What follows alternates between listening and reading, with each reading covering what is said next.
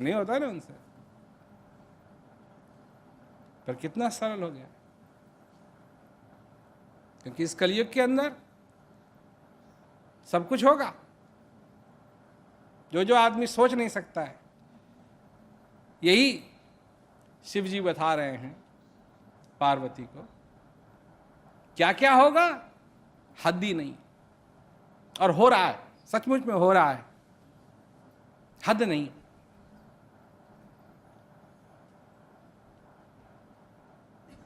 बेटा बाप को मारेगा, मां अपने बच्चे को मारेगी,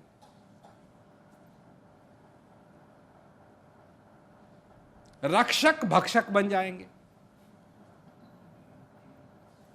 हो रहा है सब बड़ी जोर धोर से हो रहा है, खूब हो रहा है जो रक्षक है वही भक्षक बन गए। इतना सब कुछ सुनकर के, सारा वर्णन सुनकर के पार्वती शिव जी से कहती हैं तो कलयुग में कुछ भी अच्छा नहीं होगा।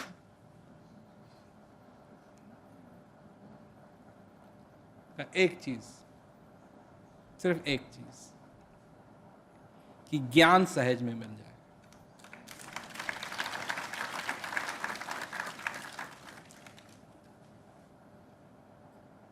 ये भी सच कहा हो, क्योंकि सहज में मिल जाता है। सहज में, इतना सहज में कि पूछो। तो ये सारी बातें चेतावनी की बात नहीं है, बात है समझने की। क्योंकि अगर समझ गए इस बात को तो तुम्हारे अंदर एक ही चीज रह जाती है, मांगना नहीं, पर अपने हृदय के उद्गार, और कि तेरा लाख लाख शुक्रिया जो तैने मुझे दिया, जो तैने मुझे, तेरा लाख लाख लाख लाख लाख शुक्रिया। तेरी कृपा मेरे पे है, इसके लिए शुक्रिया। अपना आभार प्रकट करना,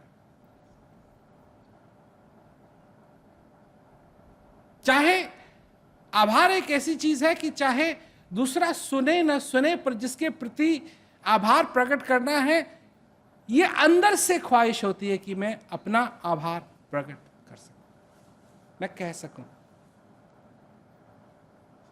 हम नहीं कहते हैं, कई बार बात मुंह में ही रह जाती है, परंतु ये तो हृदय की बात है कि धन्यवाद जो तैने दिया। क्या क्या खुशियां दी, बिना मांगे खुशियां दी, बिना मांगे तो इस श्वास की डोर को मेरे अंदर लाता है। अगर ये मेरे पे निर्भर होता कि मैं याद करूं कि श्वास आना चाहिए, तो बता कब का मर गया होता, भूल जाता मैं। अरे किन चीजों को भूलता हूं मैं? मनुष्य किन चीजों को भूलता है? उन चीजों को भूलता है जो जरूरी हैं, जो जरूरी नहीं है उनको थोड़ी भूलता है, वो तो हमेशा याद आती हैं उसको। तो जो जरूरी चीजें उनको भूलता है, उनको भूलने से आदमी का नुकसान होता है।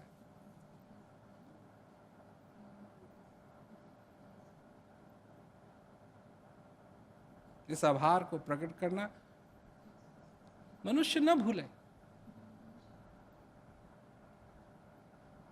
इस श्वास को स्वीकार करना मनुष्य न भूले,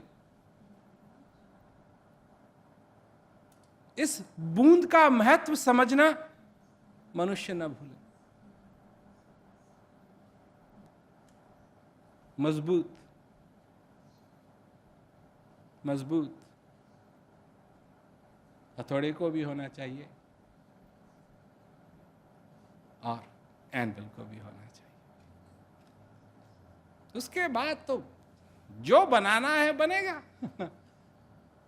अब बीच में जो कुछ आएगा उसके, वो कैसे बचेगा? खड़ांक बनेगा।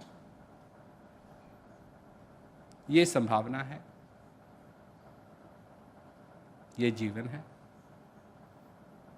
ये ज्ञान का महत्व है